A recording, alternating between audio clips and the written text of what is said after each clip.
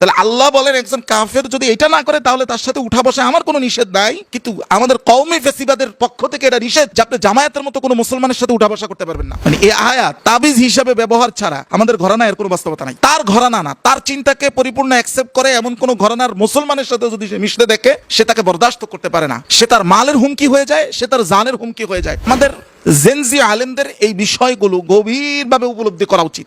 মনে রাখবেন, জমিয়ত যেই দেশ বাঁচায় সেই দেশে মানুষের অন্ডকোষ নিরাপদ থাকে না। জমিয়তের জন্মটাই হয়েছে সেই ভারতের জাতীয়তাবাদকে প্রতিষ্ঠা করার জন্য। মানে জন্ম লগ্নটাই একটা কুফুরি অবস্থানকে শক্তিশালী করার জন্য। আজও তারা সেই অবস্থানের উপরে আছে এবং তারা স্পষ্টভাবে বারবার বলেছে যে গণতান্ত্রিক রাজনীতিতে তাদের দৃষ্টিতে ইসলাম আসা সম্ভব না। আপনি কি বুঝতে পারতেছেন? তাদের প্রত্যেকটা লফজ, চিন্তা সবগুলোর মধ্যে ফেসিবাদ। যাদের আদর্শই নাই তাদের আবার আদর্শ বিসর্জন দেওয়ার প্রশ্নটাই বা আসবে কোত্থেকে? জোটবদ্ধ হয়েছি তো নির্বাচনের জন্য, কথা ঠিক কিনা? আমরা কেউ কারো আকীদা নিয়ে আসার জন্য, আদর্শবান হওয়ার জন্য কি জোটবদ্ধ হয়েছি? জমিয়তের আমাদের এক হজরত মনির কাসিমি, উনি বলেছেন ওনারা বলছেন যে বিএনপির সাথে জোট করতে ওনারা আদর্শ বিসর্জন দেয় নেই। আল্লামা মামুনুল হক সাহেব আদর্শ বিসর্জন দিয়েছে, এরকমটাই বুঝাতে চেয়েছেন। এখন কথা হলো ভাই, এই আমাদের হজরত মনির কাসিমি সাহেব বহুবার বলেছে, এটা নেটে অ্যাভেলেবেল আপনি পাবেন, যে যাহা বিএনপি তাহাই জমিয়ত, যাহাই জমিয়ত তাহাই বিএনপি। কথাটা খুব মাথায় রাখেন। রাসূল আকরাম সাল্লাল্লাহু আলাইহি সাল্লামও ইসলামী রাজনীতির স্বার্থে ইয়াহুদিদের সাথেও জোট করেছেন। মদিনা সনদের একটা মূল বিষয় আপনারা জানেন, ইয়াহুদিদের সাথে রাসূলুল্লাহ সমঝোতা করেছেন। এটা কোন ইয়াহুদি? আল্লাহ যাদের ব্যাপার বলছেন লাতাজিদান্না আশাদ্দান নাস আদাওয়াতাল লিল্লাযিনা আমানুল ইয়াহুদ, যে মুমিনের সব থেকে বড় বিরোধিতাকারী হবে এরা, তাদের সাথেও ইসলামী রাজনীতির স্বার্থে জোট করতে হয়েছে। এটা যদি এরকম হইতো, রাসূল যদি নাউজুবিল্লাহ যদি এরকম বলা হইতো, কেউ যদি বলতো যাহা ইয়াহুদি তাহাই নাউজুবিল্লাহ মুসলিম, যাহাই মুসলিম নাউজুবিল্লাহ, এই যে মানে আদর্শিক স্লোগান, এটা তো কোনো কৌশলগত জোট থাকে? কৌশলগত জোট থাকে না, এটা আদর্শিক স্লোগান হয়ে যায়। জমিয়তে ইসলাম ঠিক সেই কাজটাই করেছেন। প্রশ্ন আসতে পারে, তো বিএনপি কি বিএনপি মুসলিম ও অমুসলিম? সেটা ব্যক্তিগত প্রশ্ন না। ব্যক্তিগতভাবে কেউ যদি তার ইমানের সব শর্ত ঠিক রাখে, তারপরেও সেটা ইসলাম বহির্ভূত অবস্থানকে সমর্থন দেয়, তাহলে সে ইমানদার বটে, তবে গুনাহগার। এই গুনাহ আল্লাহ ক্ষমা করবেন না, শাস্তি দিবেন, এটা তো আল্লাহর বিষয়। কিন্তু দলীয় যে আদর্শ, ওই আদর্শ সরাসরি ইমানের সাথে সাংঘর্ষিক। প্রত্যেক জাতির মূল পরিচয়টা কিন্তু আদর্শের উপরে হয়, মুসলিম হোক ইহুদি হোক। আপনি যখন এইভাবে অবাধে বলবেন যাহাই ইহুদি তাহাই আপনি, যাহাই আপনি তাহাই ইহুদি, এটা আদর্শিক স্লোগান হয়। এটা আর কোনো কূট কৌশলের মধ্যে অন্তর্ভুক্তই থাকে না, কারণ যাহার মূল অংশটাই তো আদর্শ। যদি তর্কের খাতিরে মেনেও নিতে হয় যে এটা আদর্শিক স্লোগান না, এই জামানার জেনজি ওলামাই কেরাম এটা খুব ভালো করে বুঝে, যদি ধরেও নেই তর্কের খাতিরে, তারপরেও এরা কেন রাজনীতি করে? এই জমিয়তের ভাই যারা, জমিয়তের জন্মটাই হয়েছে সেই ভারতের জাতীয়তাবাদকে প্রতিষ্ঠা করার জন্য। মানে জন্ম লগ্নটাই একটা কুফুরি অবস্থানকে শক্তিশালী করার জন্য। আজও তারা সেই অবস্থানের উপরে আছে এবং তারা স্পষ্টভাবে বারবার বলেছে যে গণতান্ত্রিক রাজনীতিতে তাদের দৃষ্টিতে ইসলাম আসা সম্ভব না। তাহলে রাজনীতিটা করেন কেন? যারা মনে করে সম্ভব তাদের করা তো ঠিক আছে, যেহেতু তারা সম্ভব মনে করে, আপনি কেন করেন? নাম্বার 2, সে বলে আমি দেশ বাঁচানোর জন্য করেছি। একটা ভিডিওতে দেখতেছিলাম, সন্ত্রাসরা এসে এক ব্যবসায়ীকে জিম্মি করে তার নাউজুবিল্লাহ অন্ডকোষের মধ্যে চাপ দিয়ে তার কাছ থেকে মোটা অঙ্কের ব্যাংকের চেক লেখায় নিতেছে। মনে রাখবেন, জমিয়ত যেই দেশ বাঁচায় সেই দেশে মানুষের অন্ডকোষ নিরাপদ থাকে না। আর এটা তো জমিয়তের কাপড় খোলার যে আকাঙ্ক্ষা, সেটা থেকেও খুব ক্লিয়ার হয়। আরেকজনকে দেখলাম মাওলানা মওদুদুর রহিমাহুল্লাহর ব্যাপারে বলতেছে, সে আমাদের বেতনভুক্ত কর্মচারী ছিল। অর্থাৎ আল জমিয়ত যে পত্রিকা ছিল শুরুর দিকে, অর্থাৎ ভারতে, সেই পত্রিকার সম্পাদক ছিলেন হচ্ছেন সৈয়দ আবুল আলা মওদুদুর রহিমাহুল্লাহ।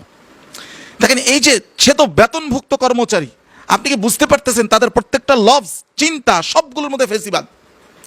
কেউ কারো বেতনভুক্ত কর্মচারী, এই যে শব্দ চয়নটা, এটা সম্পূর্ণ ফেসিবাদ থেকেই আমদানিকৃত এবং সেটা তারা লালন করে।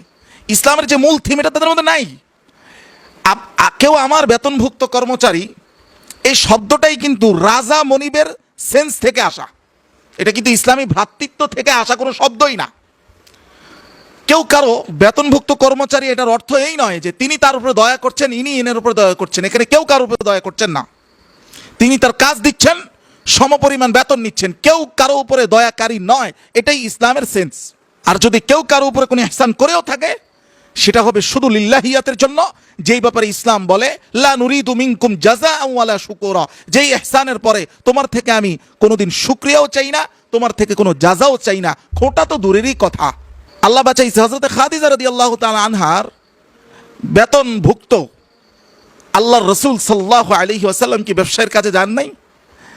যদি হযরত খাদিজা না হয়ে আবুল আহাবের স্ত্রীর মতো হইতো অথবা হিন্দার মতো হইতো, তাহলে সেও মুহাম্মদুর রাসূলুল্লাহকে সেই কথা বলতো যে কথা এই জামানার আলেম কাল জুহাল যারা, এই মানুষগুলো সাইয়েদ আবুল মওদুদির ব্যাপারে বলছে। আমাদের জেনজি আলেমদের এই বিষয়গুলো গভীরভাবে উপলব্ধি করা উচিত।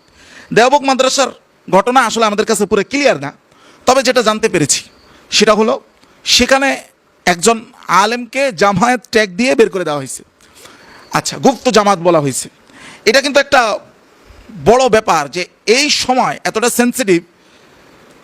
এমনও হতে পারে একজনের সাথে আরেকজনের ব্যক্তিগত রেষারেষিকে জামায়াত ট্যাগিংয়ের দিকে নিয়ে যাবে, যেটা করতো ফেসিবাদী সময় আওয়ামী লীগ। সেই একই ফেসিবাদ, শুধু পার্থক্য হলো আওয়ামী লীগের হাতে অস্ত্র ছিল, আমাদের হাতে অস্ত্র নাই। ফেসিবাদের ধরন কিন্তু সেম। কারণ এই সত্য কথাগুলো আমার বাপদাদার বিরুদ্ধে গেলেও আমার বলতে হবে। এই জন্য কারণ আল্লাহ নিজেই বলেছেন সূরা নিসা 135 নম্বর আয়াতের বর্ণনা, ইয়া আইয়ুহাল্লাযীনা আমানু কুনু কাওয়ামিনা বিল কিসতি শুহাদা লিল্লাহ। আল্লাহ এখানে ন্যায়পরায়ণতা এবং সত্য সাক্ষীর কথা বলতেছেন। কেমন সত্য সাক্ষী? যেই সত্য সাক্ষী ওয়ালাউ আলা আনফুসিকুম, যদি তোমার নিজের বিরুদ্ধেও যায়, আউল ওয়ালিদাইনি, তোমার বাপদাদার বিরুদ্ধেও যায়, সেই বাপদাদা হোক আপনার জন্মদাতা অথবা আপনার ঘরানাগত, এক কথায় আপনার নিকটস্থদের বিরুদ্ধেও যদি যায়, ওয়াল আকরাবিন, আপনার নিকট আত্মীয়দের বিরুদ্ধেও যদি যায়, আল্লাহ বলেন সেই সত্য সাক্ষী তোমাকে দিতে হবে। এখানে যে ফেসিবাদটা জেনজি ওলামায়ে কেরাম এখন এটা বুঝতেছে, এটা খুবই ভয়ঙ্কর। আপনি দেখেন একজন মুসলমান, আল্লাহ যে জায়গায় বলছেন ফাআলকাউ ইলাইকুমুস সালাম আলাস্তা মুমিনা, যে তোমাকে সালাম দেয় তাকে তুমি মুমিন ছাড়া অন্য কিছু বলিও না, আল্লাহর কালাম, এর কোনো বাস্তবতা মানে এই আয়াত তাবিজ হিসাবে ব্যবহার ছাড়া আমাদের ঘরানা এর কোনো বাস্তবতা নাই। মুসলমানের সাথে মিশলে সেটা বরদাস্ত করতে পারে না, কারণ ভিন্ন ঘরানা, তার ঘরানা না, তার চিন্তাকে পরিপূর্ণ অ্যাকসেপ্ট করে এমন কোনো ঘরানার মুসলমানের সাথে যদি সে মিশতে দেখে, সে তাকে বরদাস্ত করতে পারে না। সে তার মালের হুমকি হয়ে যায়, সে তার জানের হুমকি হয়ে যায়। কতটা ভয়ঙ্কর ফেসিবাদ, যেটা ঘরানা ভিত্তিক ইসলামের ব্যানারে হচ্ছে। সূরা মুমতাহিনার 8 নম্বর আয়াতের বর্ণনা, আল্লাহ বলেছে লা ইয়ানহাকুমুল্লাহু আনিল্লাযীনা লাম ইউকাতিলুকুম ফিদ-দীন ওয়া লাম ইখরিজুকুম মিন দিয়ারিকুম আন তাবাররুহুম ওয়া তুকসিতু ইলাইহিম ইন্নাল্লাহা ইউহিব্বুল মুকসিতিন। আল্লাহর কাছে ইনসাফের মানদণ্ড কি? আল্লাহ স্পষ্ট বলতেছেন, যদি কোনো কাফের, মানে মুসলমান না, কাফের, টাটকা কাফের, তার মানে সে আল্লাহকেও স্বীকার করে না, সে রাসূলকেও স্বীকার করে না, রিসালাতকেও স্বীকার করে না, কিন্তু যদি সে তোমাকে ফিজিক্যালি তোমার বিরুদ্ধে যুদ্ধে, সশস্ত্র যুদ্ধে লিপ্ত না থাকে, তোমাকে ঘর বাড়ি দেশ থেকে বিতাড়ন করার ষড়যন্ত্রে লিপ্ত না থাকে, আল্লাহ বলেন আমার কোনো নিষেধ নাই, আনতাবার রহুম, তাদের সাথে তুমি সদ্ব্যবহার করো, ন্যায়পরায়ণ আচরণ করো। তো সদ্ব্যবহার, ন্যায়পরায়ণ আচরণ, এটা যদি তাদের সাথে উঠা বসাই নিষেধ হয়, মানে উঠা বসার নাই করা হয়, তাহলে এটা আপনি করবেন কিভাবে? এটা তো উঠা বসার অংশ বিশেষ। তাহলে আল্লাহ বলেন একজন কাফের যদি এটা না করে, তাহলে তার সাথে উঠা বসা আমার কোনো নিষেধ নাই, কিন্তু আমাদের কওমি ফেসিবাদের পক্ষ থেকে এটা নিষেধ যে আপনি জামায়াতের মতো কোনো মুসলমানের সাথে উঠা বসা করতে পারবেন না। আপনি চিন্তা করেন ফেসিবাদ এখানে কত ভয়ঙ্করভাবে শত বছর ধরে এই ফেসিবাদটাকেই একটা নিয়ম হিসাবে